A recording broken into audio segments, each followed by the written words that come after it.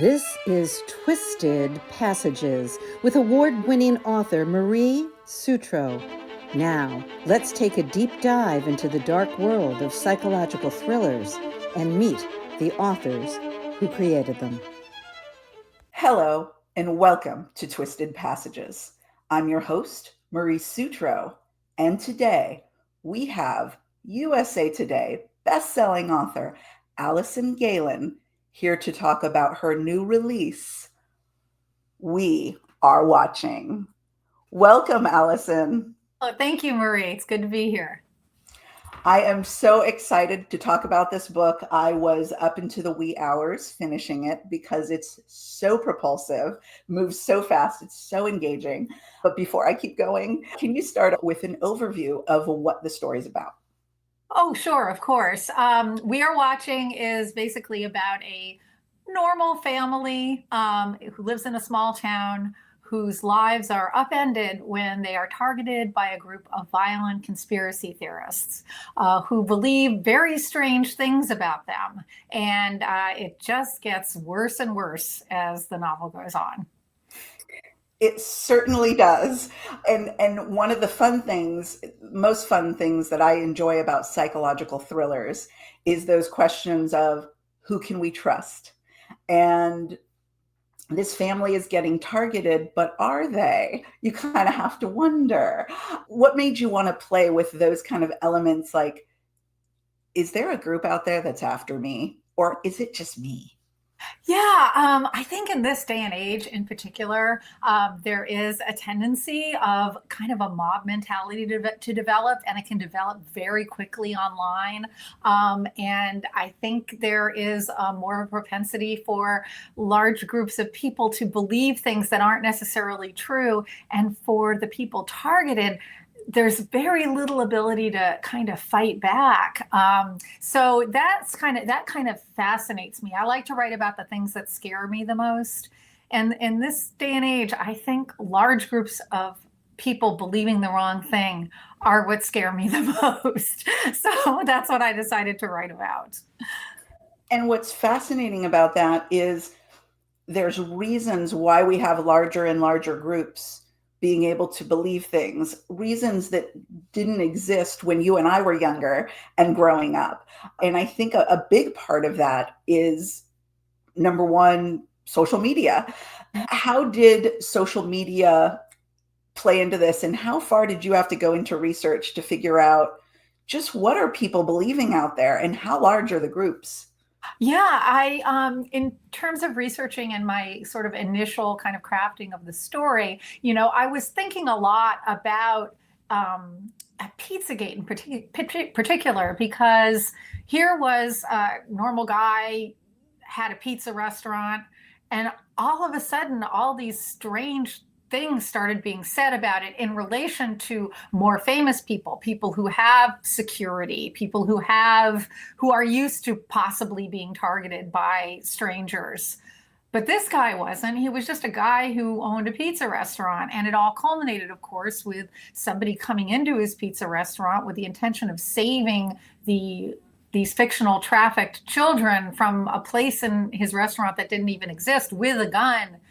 And I was just thinking, how would I feel if I were that person? So I started doing a little research and figuring into conspiracy theories in general, from the Illuminati to, to the Pizzagate, to QAnon after that. And, there are many other ones, people with lizard faces, et cetera, that more and more people just believe with the kind of the accelerant of social media and the web. So I started kind of looking into that, and I found out about these message boards where a lot of them have originated, including QAnon, 4chan, which later I believe became 8chan, and there were all these message boards, and they amidst all these like horrible sort of negative posts that kind of make you feel really icky after reading them, there are these kind of conspiracy theories where like minds can kind of find each other, and the conspiracies can build up and get more and more outrageous. And the more outrageous they get, and the more people hook on to them, and the more the stories grow. I mean, it's kind of like when we were growing up, we had these urban legends. We'd hear things like, oh, the kid from the commercial died from eating Pop Rocks, or, things like that. And that gets spread from slumber party to slumber party. Well, on the web, what happened over, years and generations with these urban legends happens, in minutes, in days, in weeks, and just snowballs. So I don't know. I spent a lot of time sort of looking at these message boards and thinking about it, and then thinking, well, how about if this were to happen to a normal family? So I did that. I also combined a little bit of the satanic panic that we all experienced when we were younger. Again, instances where people who were completely innocent, normal, were targeted and accused of Satanism, whether they were rock stars or whether they ran preschools or whatever. And this was this very common thing back in the 80s. So I added an element of that to the kind of mythology that my conspiracy theorists developed. Well, it was so eerily real. It all felt so eerily real that I was holding my breath with your main character, Meg, throughout the story. It was incredibly real. And I wanted to just delve a little bit deeper into that idea of kind of groupthink, because I think we all, Maslow's hierarchy of needs, right? We all want that group identification. There's a drive for it inside of us. But when that groupthink goes wrong, it's so very dangerous, and it's dangerous to the targets of it, but it's also dangerous to those who are purporting and spreading these beliefs. I mean, I don't think that comes without a cost to them too, and their families, right? Mm-hmm. Oh, absolutely. Absolutely. I mean, believing something as a group, there's a power in that. We are sort of herding animals anyway. And of course, there's a real appeal of, being in on something that other people might not be in on, and being a member of a group. So yeah, it's just the whole idea of groupthink is kind of fascinating to me. And also, the whole idea of, there's strength and power in numbers, but there's also incredible danger in numbers, and especially if you are the target of those numbers. It's a very elaborate kind of form of bullying, what happens to Meg and her family in the book. All of us, I think there's a very, innate fear. There are very few of us who were never bullied. I was certainly bullied when I was a kid. I think most people are, except unless they are the bullies. And I do feel that the conspiracy theorists in the book are bullies, and unseen bullies. And I wanted to kind of look into how scary that could be. But as far as the groupthink goes, as far as the people go who believe in this, I think it has a tremendous power. It kind of becomes absolute. The more people believe in something, and the more they add to this mythology, and the more they speak of it as if it's the absolute truth, the more a fear develops amongst these people. And especially in my book, there's a deadline as far as their fear goes. They need to kind of eradicate these people by a certain time. So there's that element too. There's, it's very hard to reason with somebody who believes in something that absolutely. And it's even harder to reason with an entire group of people who believes in something that absolutely. So yeah, it was a scary book to write.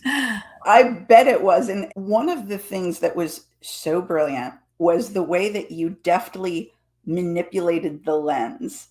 Reflecting on the story with some time away from it, I was able to see just how brilliant you are, Alison, because I was looking at it, and so much of it, for folks who get involved in conspiracies, so much of it is perception based, right? And we used to have ideas about facts, but they've all morphed over time. Like we used to think, oh, well, if there's a video, but now we know that video can be faked very easily.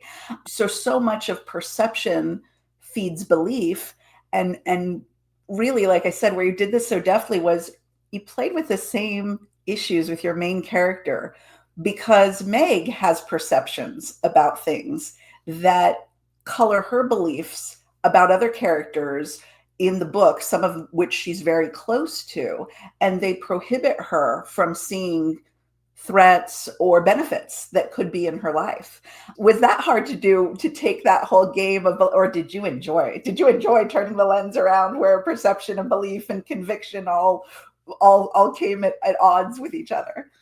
Yeah, I mean, it's kind of one of the main themes of the book, and I really did enjoy doing that. I write from 3 points of view in the book.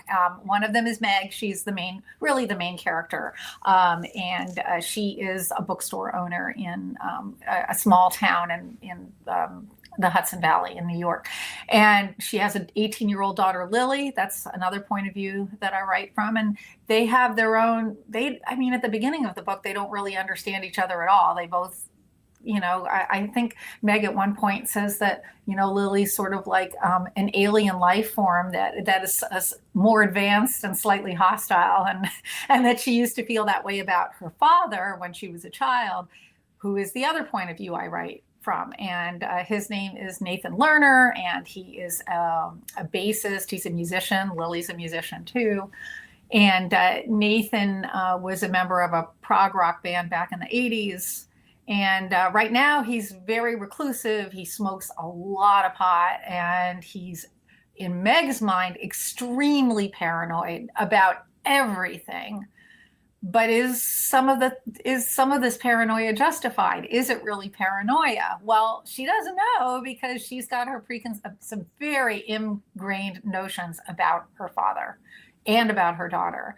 And I think even more than a book about people being targeted by conspiracy theorists, this is about generations understanding each other, or at least working towards understanding each other and really listening to each other, which is something that is so difficult to do. So I really enjoyed working with that. I loved writing from those points of view. I loved playing with perception. And not just in terms of like, oh, this is an unreliable narrator because she's crazy, which, I didn't want that. We all have biases, and the biases that are the strongest are biases involving those we love, those we've grown up with, those we've raised. So that's kind of what I wanted to look into. One of the things I think that can be an impediment lots of times in families, and just any kind of relationship, we're all human. We all experience trauma in different ways. And lots of these characters are grappling, even Meg, with some prior trauma in her life. And one of the most beautiful lines, my favorite line, I actually wrote it down, so I will have to read it back to you, was that trauma is a curtain.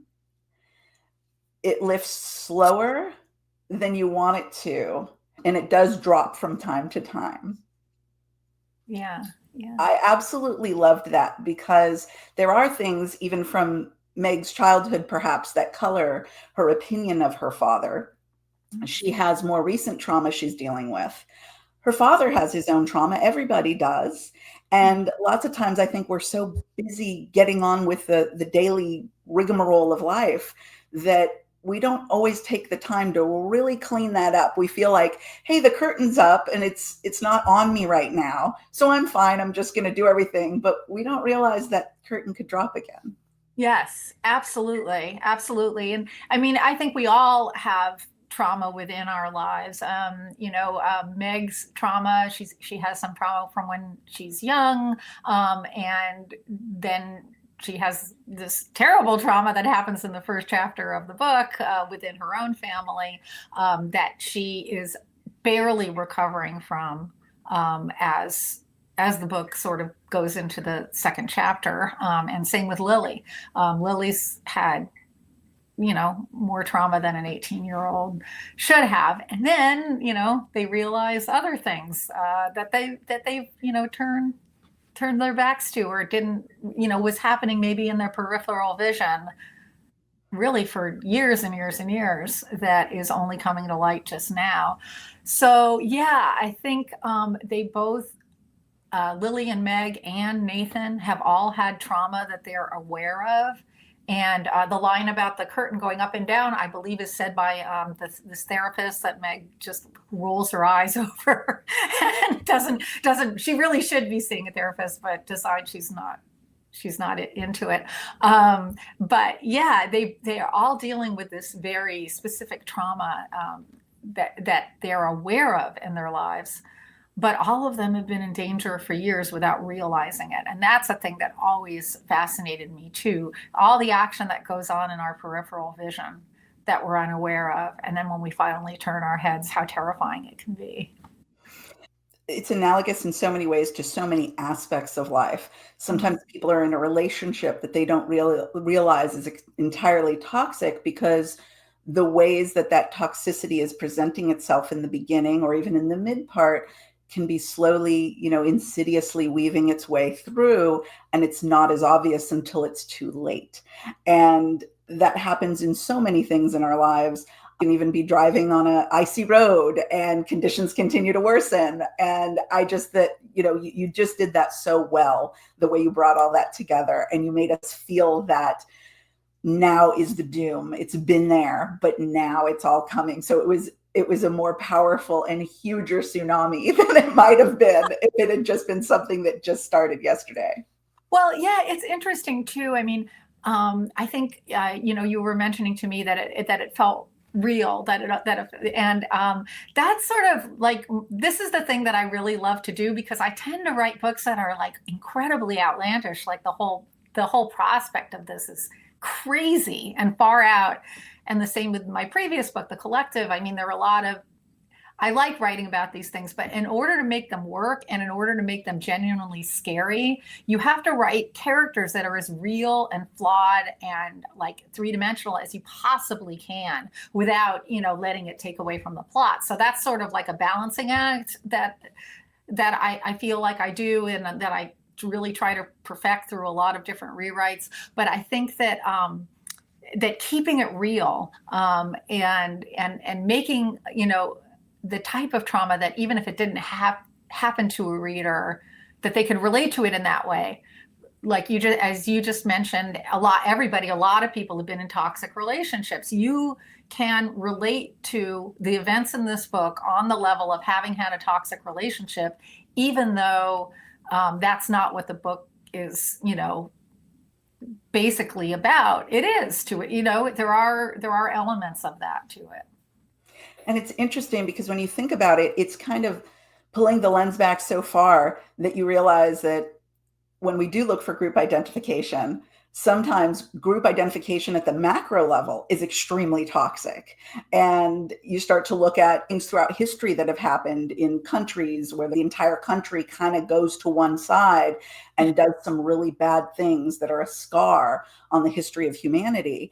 And that was all toxic. So it's, we can always relate, like you said, on the micro level of, oh, well, I dated someone, or I had a family member or something. Mm-hmm. And then you roll it out to, well, what if it's 7 billion who are toxic together? And that's just chilling. Exactly. You could have dated somebody who believed the wrong thing about you. Well, imagine, thousands of people believing the wrong thing about you and acting on it. It's so scary, but scary is what you do. And speaking of what you do, I believe you have some more amazing work in the pipeline for readers. Yeah. In addition to my regular books, I have the honor of writing Robert B. Parker's Sunny Randall series. So I had a book, Buzzkill, come out in the Sunny Randall. It's the second book in the Sunny Randall series, which came out just recently in September. And I'm working on the next book, which is called Booked. So that's easy to remember. And that should be coming out, I think, early this fall. So that's what's next for me. Awesome. We have a lot to look forward to in the new year. One other quick question for you. when you are not delving into the dark corners of the web, when you are not plunging into the psychological depths of humanity, what do you do for fun? I love reality TV. I really do. And in fact, my daughter, she just graduated from film school a year ago, works for ITV, which is a big reality TV company. She loves it too. It's a shared, I don't want to say guilty pleasure. I don't think any pleasure should be guilty, unless it's, joining nefarious online groups that you should feel guilty about. But yeah, I watch the Real Housewives shows. I love RuPaul's Drag Race. I love to escape the world through this different version of reality that I can actually be entertained by. Well, I am so glad I asked you that question, because the fact that you mentioned RuPaul's Drag Race, there is a mention of someone in the book. And I was like, does Alison watch that show? I forgot about that. I put James in there in a very positive light. That's one of my favorite drag queens. I love her. So yeah, absolutely. I loved it. And I'm so glad it came up, because if we ended this interview and I never got the chance, I'd be kicking myself, and I never asked. I almost forgot I did that. That was just, I slipped her in there. Absolutely awesome. Well, Alison, for all of your future books and the amazing work that you've produced in the past, where is the best place for readers and fans to find you and find out what's coming next and what you're up to? Well, I'm on Instagram, and it's Alison.Gaylin, I believe is my handle. I'm also on Facebook, and I am on Blue Sky. So all three of those for now. I'm not on TikTok yet, but who knows? You never say never. Exactly. It's really interesting to me. I haven't really mastered the world of TikTok yet, and I'm not sure if I ever could, because I think I'm a little too geeky for it. But I just don't think I could be cool like that. But absolutely, absolutely wonderful read, Alison. I can't wait to see what comes next for you, and I'll be just waiting at the bookstore for every new release. Oh, thank you, Marie. This has been such a pleasure. It has been an absolute pleasure. Again, it is called We Are Watching, and it will not disappoint. It is absolutely a fantastic read. Thank you again for joining me, Alison. Thank you, Marie. And thank you all for joining us on this episode of Twisted Passages. We hope to see you next time.